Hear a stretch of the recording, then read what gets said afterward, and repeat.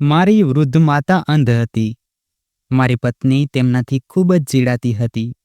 ઘરમાં સતત ઝઘડા અને કંકાસથી કંટાળીને એક રાતે હું મારી બીમાર માતાને અંધારામાં રેલવે સ્ટેશન લઈ ગયો અને એક ટ્રેનમાં બેસાડીને છોડી આવ્યો. આખા રસ્તે મારું અંતરાત્મા મને કોસતું રહ્યું, પણ મેં મારા દિલનો અવાજ દબાવી દીધો અને પછી મારી જિંદગીમાં ખોવાઈ ગયો. 5 વર્ષ પછી એક દિવસ હું હોટલમાં જમી રહ્યો હતો.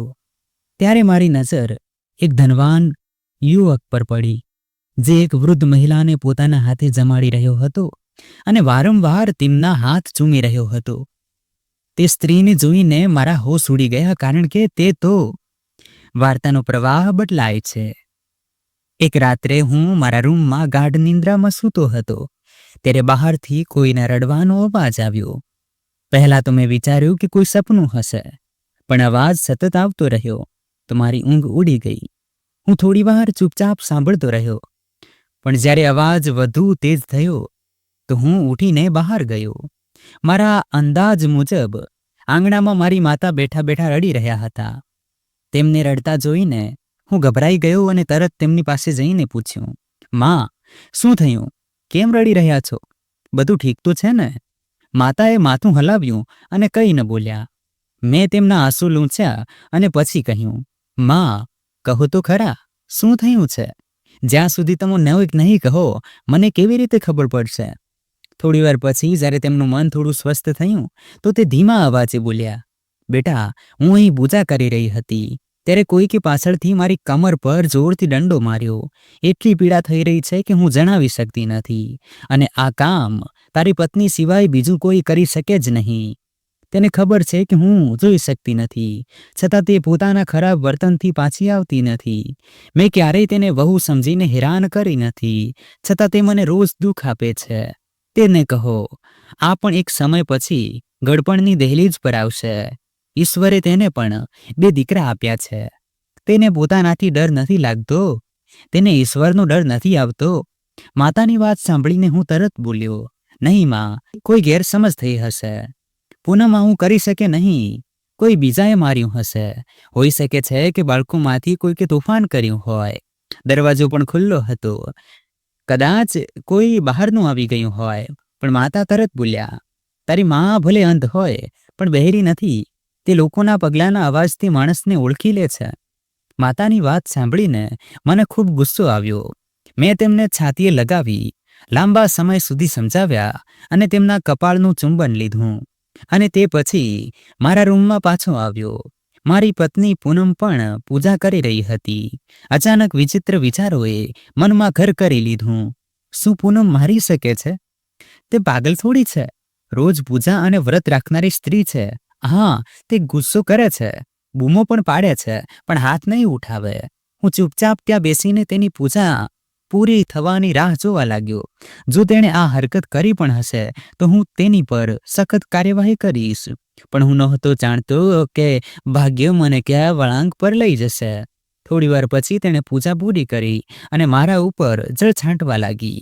તે મારી નજીક આવી તો મેં તે જ ક્ષણે તેની કાંડા પકડીને તેને પાસે બેસાડતા કહ્યું, "માએ જણાવ્યું છે કે તે તેમની કમર પર દંડો માર્યો છે." મારા કહેવાથી જ વાર હતી કે પૂનમ અચાનક ભડકી ઉઠી, "તમારી માતાને આખરે શું પ્રોબ્લેમ છે? તે હંમેશા મારી પાછળ કેમ પડી રહે છે? હું પણ કોઈની દીકરી છું, તેમને આનો અહેસાસ કેમ નથી? મેં એટલે લગ્ન નહોતા કર્યા કે તેમના ખોટા આરોપો સહન કરતી રહું." પૂનમનો ગુસ્સો વધતો ગયો. તે ઊભી થઈ અને દરવાજા તરફ વધતા બોલી, "આજે તો યા તો હું આ ઘરમાં રહીશ, યા તમારી માતા.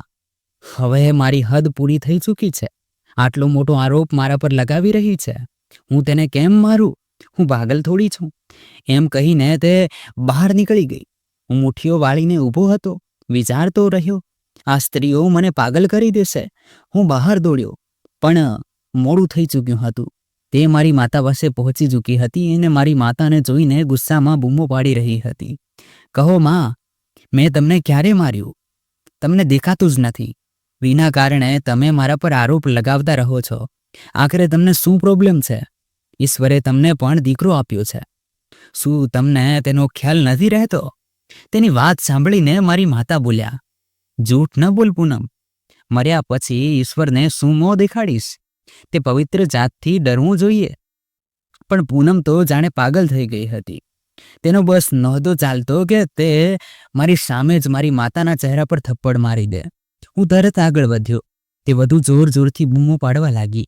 તે જ ક્ષણે મેં તેનો હાથ પકડ્યો અને ગુસ્સામાં કહ્યું, બસ હવે એક શબ્દ પણ ના બોલ પૂનમ. આ સ્ત્રી મારી માં છે, જેણે મને જન્મ આપ્યો છે. હું તારી બદતમીજી બિલકુલ સહન નહીં કરું. ચૂપ થઈ જા. મારા ગુસ્સા પર તે શાંત તો થઈ ગઈ, પણ તેના ચહેરા પરથી સ્પષ્ટ લાગી રહ્યું હતું કે તે આ વાતનો બદલો જરૂર લેશે. હું થોડીવાર સુધી તેને પકડીને ઊભો રહ્યો. પછી તે ઝટકાથી પોતાનો હાથ છોડાવીને રૂમમાં જતી રહી અને દરવાજો બંધ કરી લીધો. હું દિલમાં અને દિલમાં પોતાને કોસવા લાગ્યો. જો માને જ ચૂપ કરાવી દીધી હોત તો વાત અહીં જ ખતમ થઈ જાત. તેને પૂછવાની શું જરૂર હતી? પણ હવે મોડું થઈ ચૂક્યું હતું. મેં માની તરફ જોયું. તેમની આંખોમાંથી આંસુ વહી રહ્યા હતા. મેં તેમના ખભા પર હાથ મૂકીને કહ્યું, માં, જુઓ, મેં તમારી ખાતર તેને વઢ્યો છે અને ફરી પણ જો જરૂર પડી તો ફરી વઢીશ. તેણે ભૂલ કરી છે. તેણે તમારા પર હાથ નહોતો ઉઠાવવો જોઈતો. હું કંઈક બીજું કહું તે પહેલાં જ માં બોલ્યા, સારું થશે કે તારા ઘર પર ધ્યાન આપ, નહીં તો બહુ મોડું થઈ જશે. તારા ગયા પછી અહીં કોઈ આવે છે. મેં હંમેશા દરવાજો વાગવાનો અવાજ સાંભળ્યો છે અને પછી કોઈના પગલાંનો પણ. હું તારી પત્નીને પૂછું છું, પણ તે ક્યારેય નથી જણાવતી કે કોણ આવ્યું હતું. માતાની વાત સાંભળીને હું થોડો હેરાન રહી ગયો અને બોલ્યો, હોઈ શકે છે તેની કોઈ સહેલી આવતી હોય કે તેના ઘરના. માં બોલ્યા, તેના ઘરના જ્યારે પણ આવે છે મને મળે છે. તેની સહેલીઓ પણ મને નમસ્તે કરે છે. પણ આ જે રોજ કોઈ આવે છે તેનાથી તો હું ક્યારેય મળી નથી. તું તેને જરૂર પૂછશે કે તારા ગયા પછી રોજ કોણ આવે છે. આજે જ્યારે મેં એ જ વાત તેને પૂછી તો તે ભડકી ગઈ અને રૂમની અંદર જતી રહી. જ્યારે હું પૂજા કરવા લાગી તો તેણે જ મારા પર હાથ ઉઠાવી દીધો. માતાની વાત સાંભળીને મારામાં ડર અને બેચેની બંને ભરાઈ ગયા. હું હાલમાં કંઈ ન બોલ્યો, કારણ કે જો હું તે સમયે અંદર જઈને સવાલ કરત તો ઘરમાં હાહાકાર મચી જાત. તેથી મેં પોતાને રોકી લીધો. પણ માતાની વાતો મારા કાનોમાં ગૂંજતી રહી. હું ઘણી વાર સુધી બહાર જ બેઠો રહ્યો. અંદર જવાની હિંમત નહોતી થઈ રહી, કારણ કે મને ખબર હતી કે જો ગયો તો તેની વાતો સાંભળવી પડશે. તેથી બહાર રહેવું જ સારું સમજ્યું. સમયનું ચક્ર ક્યારેય અટકતું નથી અને સાંજ ક્યારે થઈ ગઈ ખબર જ ન પડી. રાતના 8 વાગ્યે જ્યારે હું રૂમમાં ગયો તો જે દ્રશ્ય જોયું તેનાથી મારું લોહી ઉકળી ઉઠ્યું. મારી પત્ની પોતાનું સામાન બાંધી રહી હતી. મેં ગુસ્સાથી કહ્યું, આ શું તમાશો છે પૂનમ? તું દરેક નાની નાની વાત પર સામાન કેમ બાંધી લે છે? તે મારી તરફ જોઈને બોલી, કારણ કે મારું માયકું હજી પણ મારું છે. ત્યાં મને અપનાવનારા છે. હું તમારી માતાની સાથે હવે એક પળ પણ રહી શકતી નથી. તેમનામાં જરાય સભ્યતા નથી. વિના કારણે મારા પર આરોપ લગાવે છે. તમારાથી વઢ ખખડાવી અને હવે શાંતિથી બેઠી છે. જે પણ થઈ જાય, આજે હું આ ઘરમાં નહીં રોકાઉં. યા તો તમે તેમને ક્યાંક છોડી આવો યા મને જવા દો. તેમની વાત સાંભળીને હું ગુસ્સે થયો. મેં કહ્યું, ક્યાં છોડી આવું મારી માને? મારા સિવાય તેમનું કોણ છે આ દુનિયામાં? તારો દિમાગ ઠીક છે? કેવી વાતો કરી રહી છે તું? મેં ગુસ્સામાં કહ્યું. તે બેગ જમીન પર મૂકતા બોલી, આ તારો મામલો છે. હવે મારો તેમની સાથે કોઈ ગુજારો નથી. મને માફ કરી દો અને મને જવા દો. એમ કહીને તે બાળકોનો હાથ પકડવા લાગી. હું તરત આગળ વધ્યો અને બાળકોને મારી તરફ ખેંચતા બોલ્યો, જો તારે જવું હોય તો ચાલી જા, પણ મારા બાળકો ક્યાંય નહીં જાય. આ બધું નાટક ન કર. પણ મારી પત્ની જાણે હવે પૂરી રીતે પોતાના નિર્ણય પર અડગ હતી. તેણે બાળકોનો હાથ છોડતા કહ્યું, ઠીક છે, રાખી લે તારી સંતાનને. જ્યારે આ તને દરેક નાની વાત પર હેરાન કરશે ત્યારે સમજાશે કે હું આખો દિવસ શું શું સહન કરું છું. જો તે એમનો બંદોબસ્ત ન કર્યો તો હું આ ઘરમાં પાછી નહીં આવું. મારું મન થયું કે 2 થપ્પડ મારું અને તેને જણાવું કે તે કેવી બેહુદા વાતો કરી રહી છે. પણ તે વખતે હું કંઈ ન કરી શક્યો. તે પોતાનું સામાન લઈને દરવાજાથી બહાર ચાલી ગઈ. ગુસ્સો એટલો હતો કે હું તેની પાછળ ન ગયો. જો કે દિલના કોઈ ખૂણામાં આ અહેસાસ પણ હતો કે હવે મુશ્કેલીઓ વધશે. બાળકો પણ મારી પાસે છે. છતાં મેં તેને ન રોકી. મેં વિચાર્યું, થોડા દિવસ પોતાના માના ઘરે રહેશે તો સમજી જશે કે સાસરું શું હોય છે અને પતિના ઘરની કેટલી અગત્યતા હોય છે. તેમના જતાં જ મારા બંને બાળકો પાસે આવ્યા અને બોલ્યા, પાપા, આ બધું શું થઈ રહ્યું છે? મમ્મી ક્યાં જઈ રહી છે? તેમની નિર્દોષ આંખોમાં ડર અને મૂંઝવણ હતી. મોટો દીકરો બોલ્યો, મમ્મીએ અમને માર્યા પણ છે. દીકરાની વાત સાંભળીને મારી આંખો ભીની થઈ ગઈ. ન જાણે કેમ મને મારી પત્ની પર ભરોસો નહોતો રહ્યો. લાગતું હતું કે તે કંઈક છુપાવી રહી છે.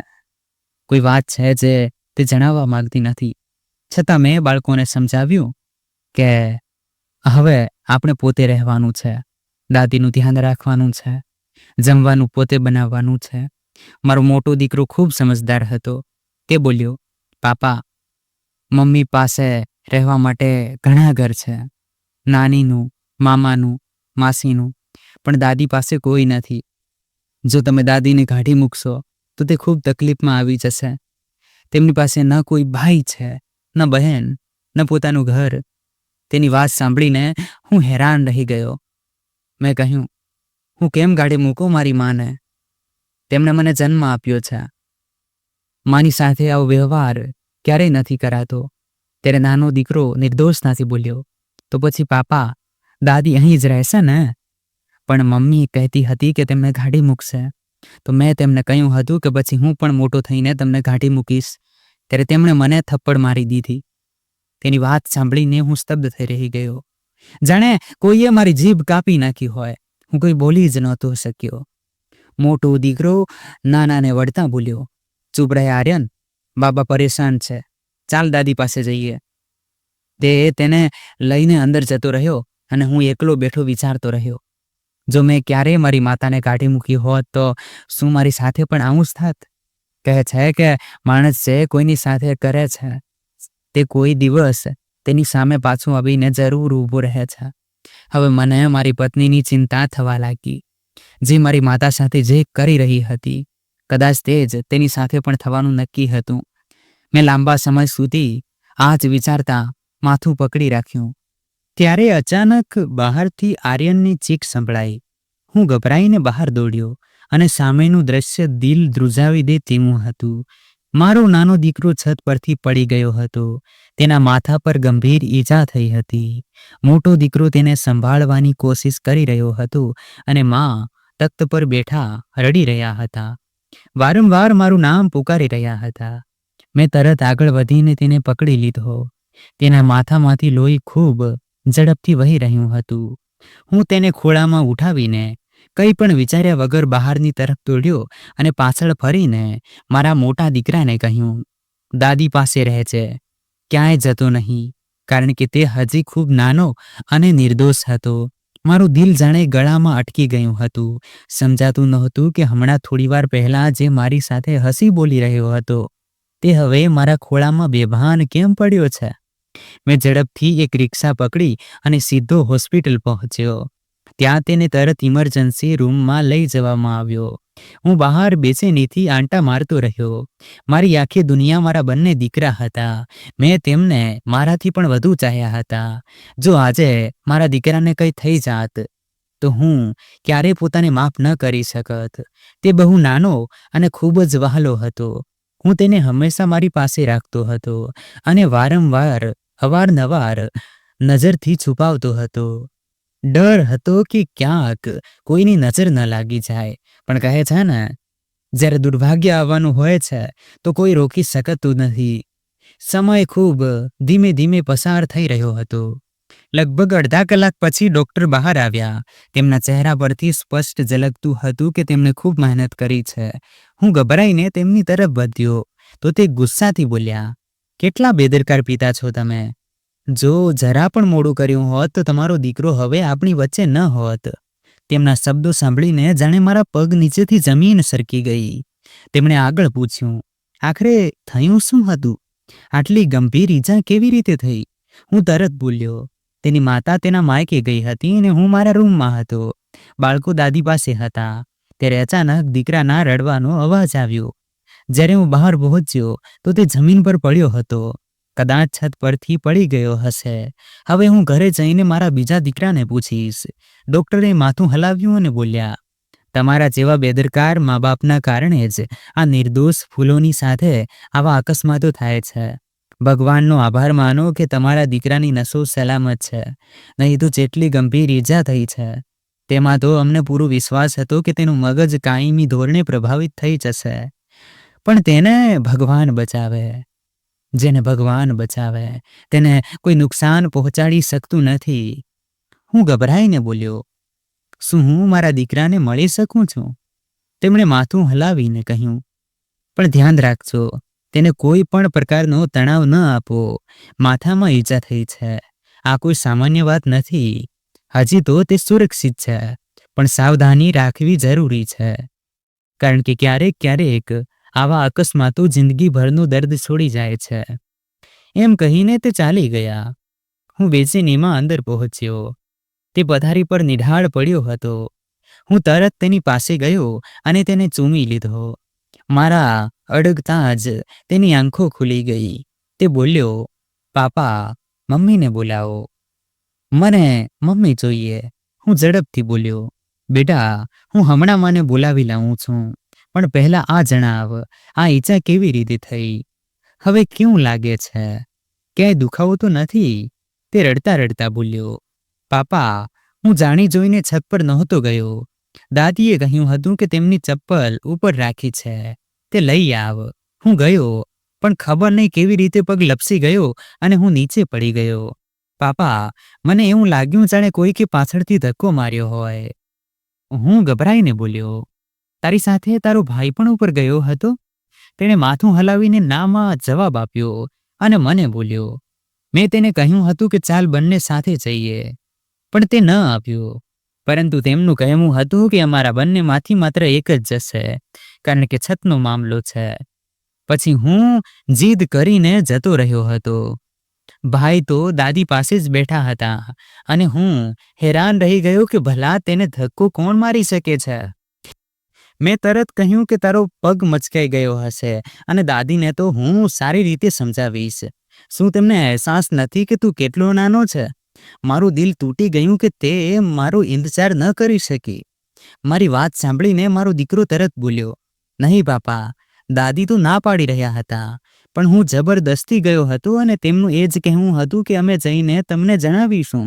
પણ અમે બંનેએ કહ્યું કે તમે પરેશાન છો, અમે જ તેને લાવી આપીશું. પરંતુ મારું મગજ હવે ગુસ્સાથી પાગલ થવાની નજીક આવી ગયું હતું.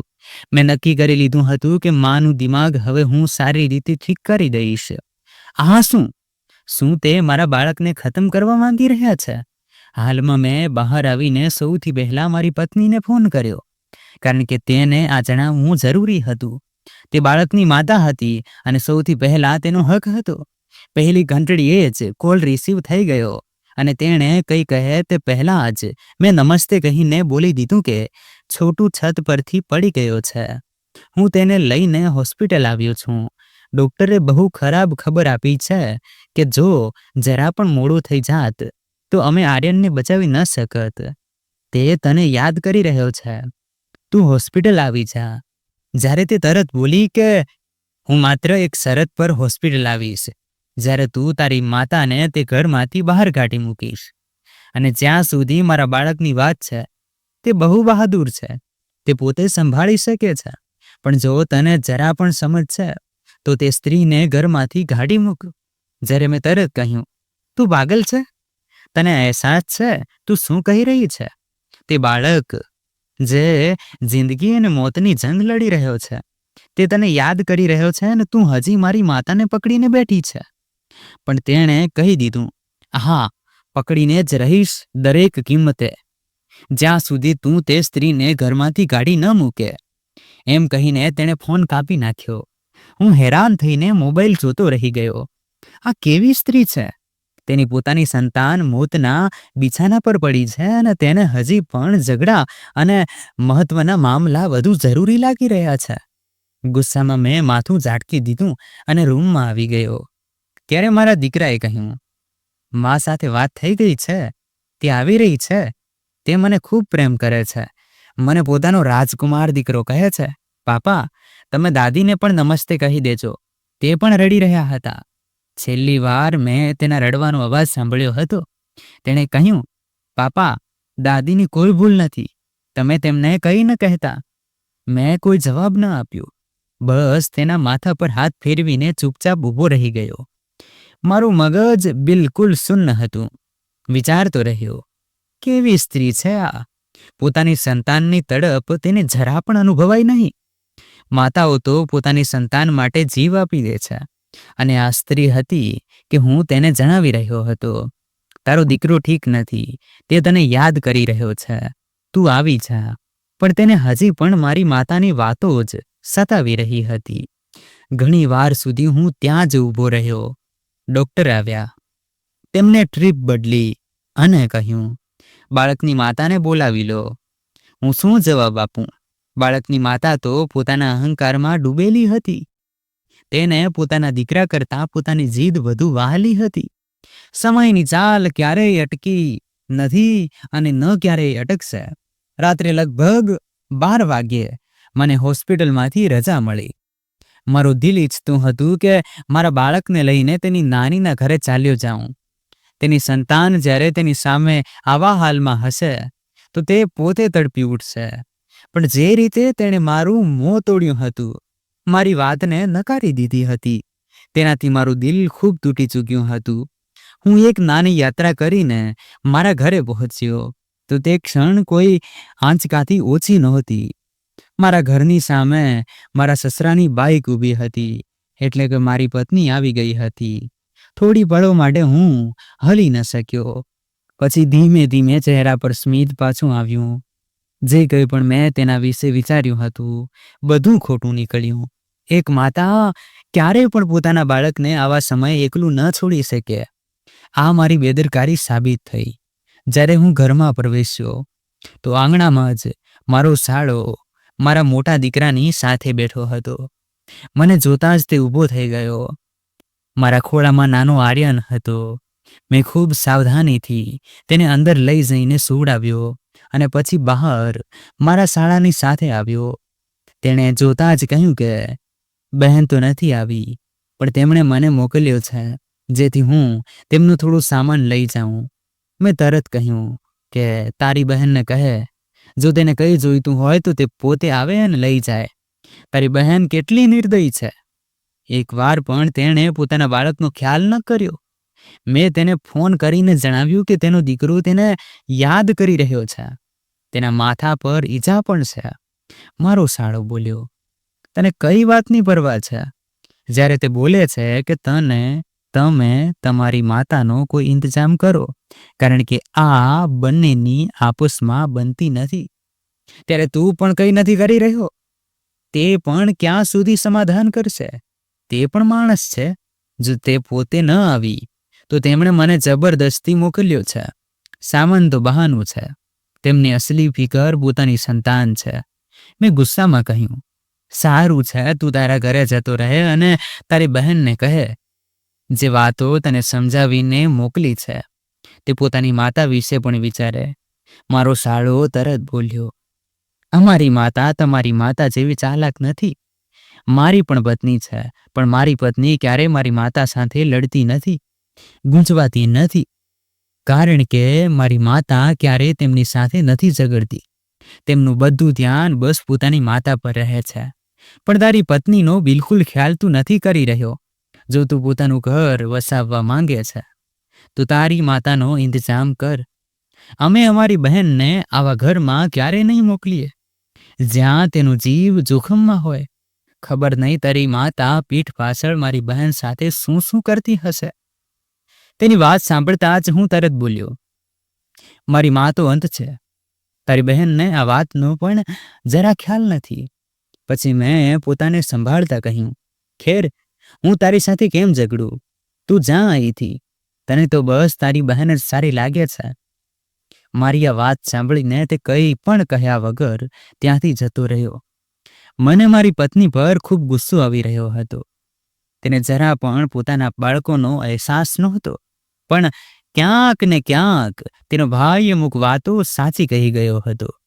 હું કોઈ બીજાની વજહથી મારું ઘર બરબાદ કરી રહ્યો હતો.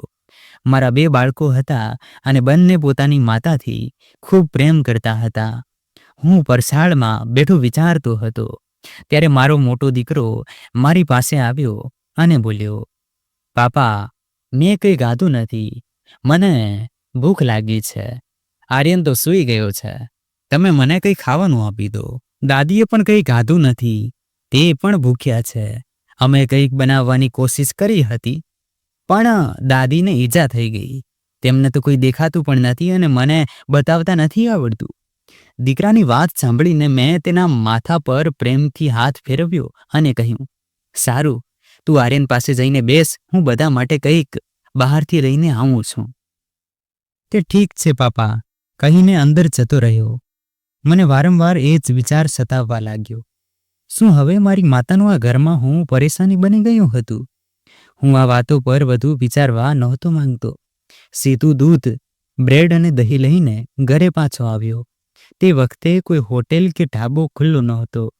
ઘરે આવીને મેં દૂધ ગરમ કર્યું. બાળકો પાસે ગયો. આર્યન ગાઢ નિંદ્રામાં હતો, જ્યારે મોટો દીકરો જાગી રહ્યો હતો. મેં તેને મારા હાથેથી બ્રેડના 2 ટુકડા ખવડાવ્યા અને કહ્યું, હવે સૂઈ જાઓ. પછી હું મારી માતા પાસે ગયો. તે ગાઢ નિંદ્રામાં હતા. હું તેમની પાસે બેસી ગયો અને તેમનો ચહેરો જોવા લાગ્યો. આ એ જ સ્ત્રી હતી જેમણે મને 9 મહિના પેટમાં રાખ્યો, દર્દ સહ્યું, તકલીફો વેઠી અને મને પાળ્યો. પિતાજીના અવસાનના સમયે હું માત્ર 10 વર્ષનો હતો. તે પછી માએ કારખાનામાં કામ કરીને મને મોટો કર્યો, ભણાવ્યો, દરેક તકલીફ ઉઠાવી. શું હવે હું તે જ માતાને ઘરમાંથી કાઢી મૂકી શકું? જો આવું કરત તો મારું અંતરાત્મા મને ક્યારેય જીવતો ન રહેવા દેત. આ બધા સવાલો મારા મનમાં સતત ઘૂમી રહ્યા હતા. તેમની ઉંમર એવી હતી કે તેમની સેવા કરવામાં આવે, તેમની સુરક્ષા કરવામાં આવે, તેમને ઘરની અંદર રાખવામાં આવે. આ વખતે તેમને કાઢી મૂકવા અને કોઈક રીતે સબ સમજીને ટાળી દેવા મારો જવાબ નહોતો. મેં વિચાર્યું, નહીં, તેમને ઘરમાંથી કાઢી મૂકવા એ હલ નથી, કારણ કે આપનું ઘર તેમની હાજરીમાં જ સુરક્ષિત રહી શકે છે. તેમની પાસે વધારે સમય નહોતો. થોડા સમય પછી તેમનું નિધન થઈ શકે છે. ઈશ્વર તેમને પોતાની શરણમાં લઈ લેશે, પણ તારી જિંદગી બરબાદ થઈ જશે. સારું છે, સાચા સમયે સાચો નિર્ણય લે. અંદરથી એક ભાવ ઉઠ્યો જેને હું દબાવી રહ્યો હતો. હું મારા સ્થાન પરથી ઊભો થવાનો જ હતો કે માં જાગી ગયા અને મને ઓળખીને બોલ્યા, કરણ, શું તું છે? હું તેમની તરફ જઈને પાસે બેસી ગયો અને સંજીદગીથી બોલ્યો, હા માં, હું જ છું. ઉઠો, કંઈક ખાશો? દૂધ, રોટલી વગેરે લાવ્યો છું. તેમણે કહ્યું, નહીં બેટા, મને ભૂખ નથી. આપણા આર્યનનો શું હાલ છે? તેમની તબિયત કેવી છે? મેં કહ્યું, હા માં, તેની તબિયત હજી ઠીક છે. તે રૂમમાં આરામ કરી રહ્યો છે. તમે કેમ છો? મારો અવાજ પણ ભીનો થઈ રહ્યો હતો. મેં અંદર એક નિર્ણય કરી લીધો હતો. માં બોલ્યા, મને શું થવાનું છે? હું ઠીક છું. તું એક કામ કર, સવારે વહુને ઘરે લઈ આવ. હું તેની પાસે માફી માંગી લઈશ. બાળકો પાસે માનું હું જરૂરી છે. તેમની વાત પર હું થોડી પળ ચૂપ રહ્યો. પછી હિંમત કરીને બોલ્યો, માં, હું વિચારી રહ્યો હતો કે તમે અને હું ચાલીએ. તમે માફી માંગી લો, બધું ઠીક થઈ જશે. માં થોડા ખચકાયા પણ બોલ્યા, કદાચ બહુ મોડું થઈ રહ્યું હશે. મેં કહ્યું, નહીં માં, હજી મોડું નથી થયું. હું તેમની અલમારી ખોલીને થોડા કપડાં અને તેમની ચાદર એક થેલામાં નાખીને પાસે લઈ આવ્યો. માએ તરત જ આ અનુભવી લીધું કે મેં તેમની અલમારીમાંથી કંઈક કાઢ્યું છે. તેમની સંવેદનશીલતા ખૂબ તેજ હતી. મેં તેમને ધીમેથી ઊભા કર્યા, ચાદર ઓઢાડી અને મારું પર્સ અને મોબાઈલ વગેરે લઈને હું બહાર આવી ગયો. બાઇક પર લઈ જવું શક્ય નહોતું, કારણ કે માને બરાબર બેસતા નહોતું આવડતું. મારે રિક્ષા લેવી પડી. મેં તેમને પકડીને ધીમે ધીમે મેઇન રોડ સુધી લાવ્યો અને એક રિક્ષા પકડીને રેલવે સ્ટેશન માટે નીકળ્યો. આ વાતથી બેખબર કે જિંદગી મારી સાથે કેટલો મોટો ખેલ રમવાની છે અને અમારા ઘરથી રેલવે સ્ટેશન ઘણું દૂર હતું. સતત અમારી ગાડી લગભગ 1.5 કલાક સુધી ચાલતી રહી અને પછી અમે ઉતરી ગયા. ભાડું આપીને હું મારી માતાને સાથે લઈને બેન્ચ તરફ વધ્યો ત્યારે માં બોલ્યા, અરે તારું સાસરું તો બહુ જલ્દી આવી જાય છે. આ આપણે ક્યાં આવી ગયા? મેં વાતોમાં તેમને ઉલઝાવતા કહ્યું, માં આજે આપણે બીજા રસ્તેથી આવ્યા છીએ. રાત થઈ રહી છે ને, એટલે તમે અહીં જ બેસી જાઓ. હું થોડો સામાન લઈને આવું છું. ખાલી હાથે જવું સારું નથી લાગતું. માં બોલ્યા, ક્યાં બેસું બેટા? અહીં તો કોઈ જગ્યા જ નથી દેખાતી. તને ખબર છે તારા સાસરિયા કેવા વિસ્તારમાં રહે છે? મેં કહ્યું, માં આ પાર્ક છે, આ બેન્ચ છે, અહીં જ બેસી જાઓ. ક્યાંય ન જતા, હું હમણાં આવું છું. તે બોલ્યા, આટલી રાતે કેવો પાર્ક ખુલ્લો હોય છે બેટા? મને એકલી છોડીને ન જા, ડર લાગે છે. હું તારી સાથે ચાલી લઉં છું. હું થોડા કડક સ્વરમાં બોલ્યો, હવે તમારો હાથ પકડીને હું દરેક જગ્યાએ કેવી રીતે લઈ જાઉં માં? એક તો તમે બહુ ધીમે ચાલો છો. બેસી જાઓ પ્લીઝ. મારા ગુસ્સા પર તે ડરી ગયા અને ચૂપચાપ બેસી ગયા. મારું અંતરાત્મા મને વારંવાર ઝકઝોરી રહ્યું હતું, ન કરન, આ ન કર. આ તારી માં છે, જેણે તને પાળી પોસીને મોટો કર્યો, કેટલી મુસીબતો વેઠી તારા માટે, તને બાપ પગર પાડ્યો. પણ મેં મારા અંતરાત્માના અવાજને દબાવી દીધો અને છેલ્લી વાર મારી માતાની તરફ જોયું. તે ખામોશીથી બેન્ચ પર બેઠા હતા, બિલકુલ એકલા, લાચાર. મારું દિલ જાણે છાતીમાંથી કોઈ કાઢી રહ્યું હતું. આંખોમાંથી આંસુ ટપકી રહ્યા હતા. ગળું રૂંધાઈ ગયું હતું. પણ મારી પત્ની, મારા બાળકો અને મારા ઘરની ખાતર હું મજબૂર હતો. થોડી વાર પછી રેલવે સ્ટેશન પાછળ છૂટી ગયું. આખો રસ્તો મારું અંતરાત્મા મને કોસતું રહ્યું, પણ મેં તેના દરેક અવાજને અવગણી દીધો. ઘરે પહોંચીને હું કલાકો સુધી બેસીને રડતો રહ્યો. મને ખબર હતી જે થયું બહુ ખોટું થયું, પણ હાલાત એવા હતા કે હું મજબૂરીમાં આ પગલું ભરી બેઠો. બીજા દિવસે સવારે મેં મારી પત્નીને સંદેશ મોકલ્યો અને તે બપોર સુધીમાં ઘરે આવી ગઈ. તેણે તો બાકાયદા પોતાના મનની આઝાદીનો જશ્ન મનાવ્યો. હાસ્ય, ગીત, સજાવટ બધું કર્યું. તે ઈચ્છતી હતી કે હું પણ તેની સાથે ખુશ રહું, પણ હું અંદરથી તૂટી ચૂક્યો હતો. હું તેના કોઈ પણ સુખ દુઃખમાં સામેલ ન થઈ શક્યો. બસ એક પૂતળું બની ગયો હતો મારા જ ઘરમાં.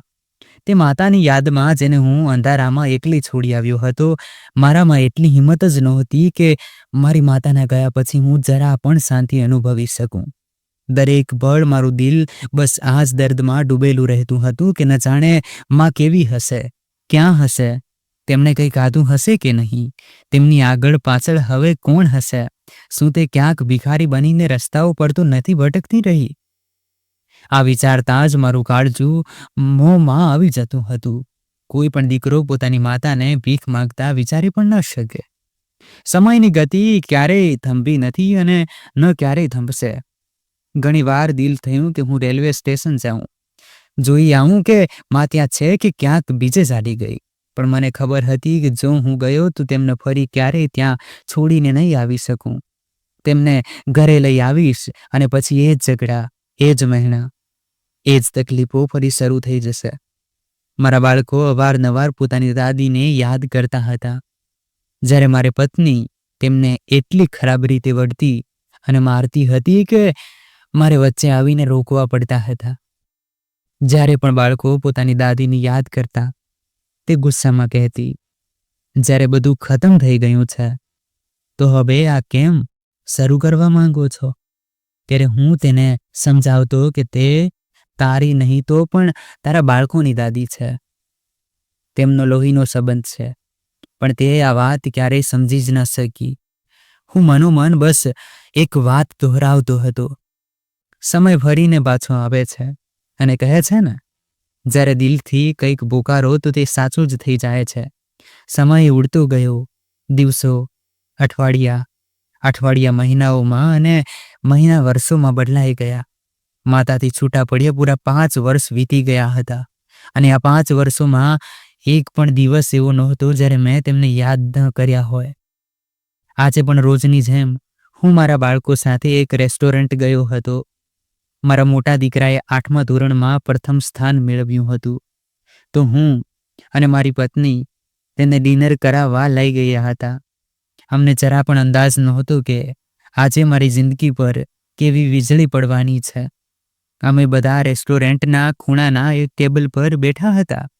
હું સામેના ટેબલ પર બેસવા માંગતો હતો, પણ ત્યાં અમને બેસવા દેવામાં ન આવ્યા, કારણ કે તે કોઈ બીજા માટે અનામત હતું. થોડી જ વારમાં રેસ્ટોરન્ટનો દરવાજો ખુલ્યો અને જેવી મારી નજર સામે ગઈ, મારું દિલ જાણે થંભી ગયું. એક નવયુવાન છોકરો ખૂબ આદરથી કોઈ વૃદ્ધ મહિલાનો હાથ પકડીને અંદર આવી રહ્યો હતો અને તે મહિલા મારી માતા હતા. હા, એ જ માં, જેમને હું લાખોની ભીડમાં પણ ઓળખી શકતો હતો. તેમના સાફ સુથરા કપડાં, આંખો પર લાગેલું ચશ્મો એ જણાવી રહ્યા હતા કે હવે તેમને બધું દેખાય છે. જેટલી સહજતાથી તેઓ ચાલી રહ્યા હતા, એ સ્પષ્ટ હતું કે તેમની આંખોની રોશની પાછી આવી ગઈ હતી. તેણે મારી માતાને ખૂબ આદરથી ખુરશી ખેંચીને બેસાડ્યા અને પોતે તેમની પાસે બેસી ગયો. થોડી જ વારમાં વેઇટરોની લાઈન લાગી ગઈ. ક્યારેક કોઈક વ્યંજન, ક્યારેક કોઈ મીઠાઈ, જાત જાતનું ભોજન તેમના ટેબલ પર સજાવાઈ રહ્યું હતું. ત્યાં બેઠેલા બધા લોકો, અહીં સુધી કે હું પણ, તે બંનેને જોઈ રહ્યો હતો. મારા બાળકો પણ દાદીને જોઈને હેરાન હતા અને મારી માતાનો હાલ પણ કંઈક આવો જ હતો. તે યુવકના પહેરવેશ પરથી સ્પષ્ટ ઝલકતું હતું કે તે ખૂબ ધનવાન પરિવારમાંથી છે. થોડી વાર પછી તેણે મારી માતાને પોતાના હાથે સંભાળવાનું શરૂ કર્યું. ક્યારેક શ્રદ્ધાથી તેમના હાથોને પોતાની આંખોથી લગાવતો તો ક્યારેક તેમને ચૂમી લેતો. મારું દિલ ગભરાઈ ઉઠ્યું અને હું તરત તેમની તરફ વધ્યો. ધ્રુજતા અવાજે મેં માને પોકાર્યા તો તેઓ મારી તરફ જોવા લાગ્યા. પણ પછીની ક્ષણ મારા માટે જગજોરી નાખનારી હતી. માએ સામે બેઠેલા યુવકને જોઈને કહ્યું, આને થોડા પૈસા આપીને મોકલી દો. મારો આની સાથે કોઈ સંબંધ નથી. હું તેમના પગમાં બેસી ગયો અને હાથ પકડીને બોલ્યો, માં, આ બધું શું છે? પરંતુ તેમણે મને અવગણી દીધો અને ત્યાંથી બહાર જવા લાગ્યા. તે યુવક મારી તરફ જોઈને બોલ્યો, એટલે તું એ જ છે જેણે પોતાની માતાને રેલવે સ્ટેશન પર છોડી દીધા હતા? આજે પણ તું ત્યાંના ત્યાં જ ઊભો છે? હું હેરાન થઈને બોલ્યો, તું કોણ છે અને આ બધું શું છે? ત્યારે તેણે જે જણાવ્યું તે સાંભળીને મારું માથું શરમથી ઝૂકી ગયું. તેણે કહ્યું, તે રાત્રે જ્યારે તમે તમારી માતાને સ્ટેશન પર છોડી દીધા હતા, હું નશામાં ધૂત એક ખૂણામાં પડ્યો હતો. તમારી માં, જે જોઈ શકતી નહોતી, તેમણે મને બચાવ્યો હતો. જો તે મને ન પકડત તો હું ટ્રેન નીચે આવીને મરી ગયો હોત. મારું આ દુનિયામાં કોઈ નહોતું, ન માં ન બહેન. પણ તમારા માં મારા ઘરે આવ્યા અને તેમણે મારી જિંદગીમાં ઉજાસ ભરી દીધો. તેમણે મને સુધાર્યો, મને જીવતા શીખવ્યું.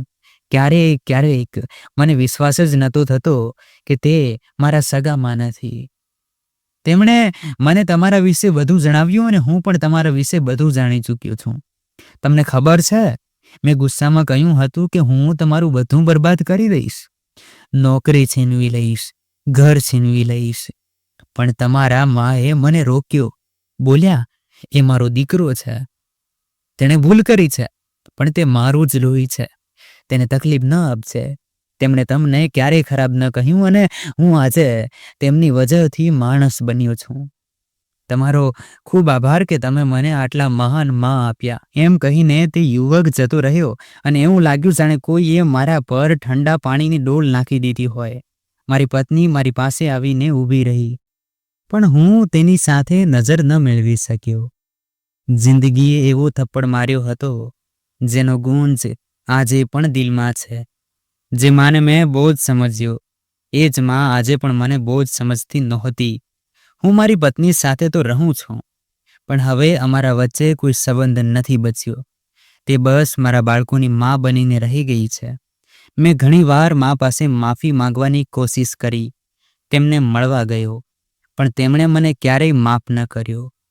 મેં જિંદગીમાંથી બસ એક જ પાઠ શીખ્યો છે: માનું સ્થાન સૌથી ઊંચું હોય છે. મેં તેમને ઘરમાંથી કાઢ્યા જરૂર, પણ શાંતિ મને ક્યારેય ન મળી. આજે પણ એવું લાગે છે કે ક્યારે મારા શ્વાસ થંભી જાય અને હું મરી જાઉં. મેં મારી જિંદગી અને મારું ભવિષ્ય બંને બરબાદ કરી દીધા. હવે બસ ભગવાનને એ જ પ્રાર્થના કરું છું કે તે મને માફ કરી દે, મને શાંતિ આપે. કદાચ આ જ મારા કર્મોનું ફળ છે, અને ક્યાંક ને ક્યાંક મને લાગે છે કે માએ મને મનોમન માફ કરી દીધો છે. બસ તેમણે ક્યારે મારી સાથે કંઈ ન કહ્યું. માથી વધીને આ દુનિયામાં કોઈ નથી હોતું. આ સચ્ચાઈ હવે જઈને મારા આત્મામાં ઉતરી ચૂકી છે. તો દોસ્તો, આ હતી આજની વાર્તા. આ વાર્તા વિશે તમારો શું અભિપ્રાય હતો તે કમેન્ટ બોક્સમાં જરૂર જણાવજો.